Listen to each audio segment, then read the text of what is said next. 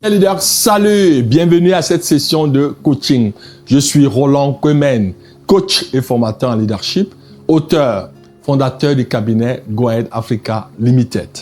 Aujourd'hui, nous allons explorer le thème gestion des priorités. Comment identifier l'urgent et l'important.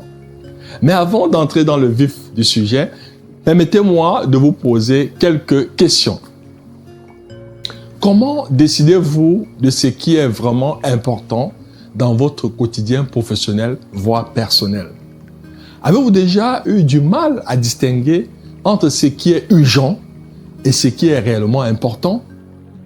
Quelle stratégie utilisez-vous pour vous assurer que les tâches cruciales reçoivent l'attention qu'elles méritent? Pour gérer efficacement nos priorités, il est important de comprendre la différence entre ce qui est urgent et ce qui est important. L'urgent se réfère à ce qui nécessite une action immédiate et souvent est dicté par des délais ou des crises. L'important, en revanche, est lié à des objectifs à moyen, long terme et des valeurs personnelles ou professionnelles. Chers leaders, bien que l'urgent puisse parfois sembler plus pressant, il est crucial de ne pas le confondre avec l'important. Par exemple, répondre à des emails peut être urgent, mais cela ne contribue pas toujours à nos objectifs à moyen ou long terme.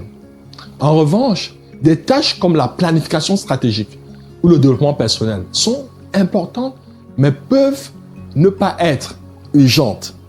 Cette distinction est essentielle pour éviter de se laisser submerger par des tâches qui, bien que immédiates, n'avancent pas nos objectifs globaux. La question cruciale ou centrale de notre session est de savoir comment pouvons-nous donc gérer nos priorités. Voici les 5 astuces pratiques. En 1, la matrice d'Eisenhower. Cette matrice divise les tâches en 4 catégories. Première catégorie, urgent et important. Deuxième catégorie, important mais non urgent. Troisième catégorie, urgent mais non important. Et la 4e catégorie, non urgent et non important. Cette classification vous aide à voir clairement ce qui doit être fait immédiatement et ce qui peut être planifié un peu plus tard. 2, il est important d'établir des objectifs SMART. En définissant vos objectifs à moyen et long terme, vous pouvez mieux évaluer quelles tâches contribuent le plus à la réalisation. En 3, utilisez la méthode des petits pas. Découpez les grands projets en tâches plus petites et beaucoup plus gérables.